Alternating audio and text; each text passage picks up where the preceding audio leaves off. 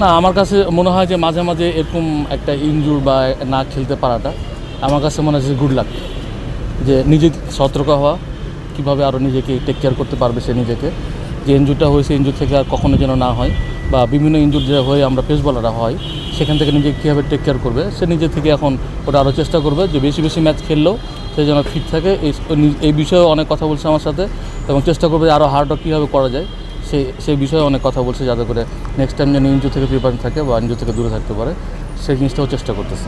ও যা ট্রিটমেন্ট করে আসছে বা দেখে আসছে ও সব কিছুই আপাতত আলহামদুলিল্লাহ ভালো, খুব বেশি হতে সময় লাগবে না সব কিছু। তারপরও ওর উপর নির্ভর করতেছে, আমি জানি ও মেন্টালি স্ট্রং।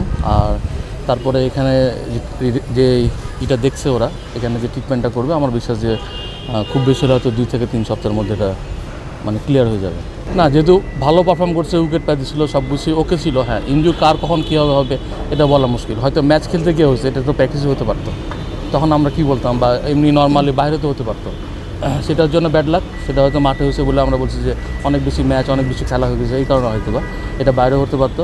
এই জন্য বলছি এটার জন্য ব্যাড লাক, সেটা যেখানে সেখানে হতে পারতো। তারপরে বলবো এটা গুড লাক, যে সে সতর্ক হওয়ার জন্য যেসব কাজ অবশ্যই সেগুলো ট্রাই করবে এখন থেকে।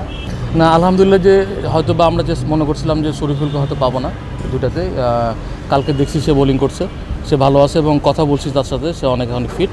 আমার বিশ্বাস যে ও হয়তো বা সেকেন্ড টেস্টে খেলতে পারবে, এটা আমাদের কাছে গুড লাক যে তাকে আমরা আবার সেকেন্ড ম্যাচে আমরা পাচ্ছি।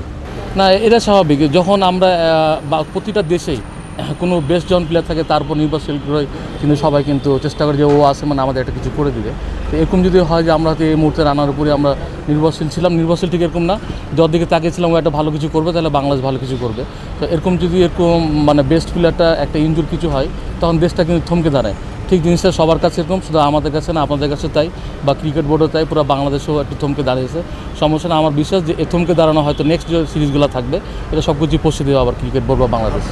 না, আসছে, আমি 17ও দেখছি, 19ও দেখছি, এখন তো আন্ডার 23তে আমি দেখলাম, এখানে বেশ কিছু ভালো বোলারও আছে, তারাও উঠে আসছে আমরা থেকে। হয়তো বা নাইদেরা এক্সেপশনাল বোলার, এখানে আমরা সবাই জানেন পেসটা কিন্তু একদম গড গিফটেড, হয়তো এরকম পেস এখনও পাই নাই, কিন্তু তারপরেও যারা আছে যথেষ্ট ভালো পেস বোলার আছে পাইপলাইনে।